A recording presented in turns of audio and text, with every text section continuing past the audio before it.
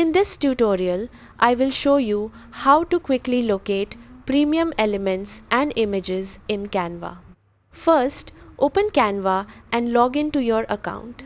Click Create a Design and choose Custom Size to start a new project. Set the canvas size to 100 by 50 pixels and create the design. This will open a blank workspace. Next, go to the Elements section on the left side of the screen. This is where Canva stores photos, graphics, shapes, icons, and other design elements. Use the search bar to look for the type of image or element you need. For example, you can search for business, nature, icons, or any keyword related to your design.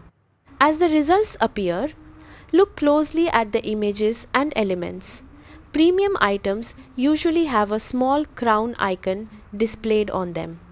This icon indicates that the item is part of Canva Pro or requires a payment to use without watermarks. You can also hover your mouse over an element to see additional details about whether it is free or premium. If you want to avoid premium content, look for items without the crown icon. These are free elements that can be used in your designs without extra cost. Once you find the element you want, simply click or drag it onto your canvas to use it in your design.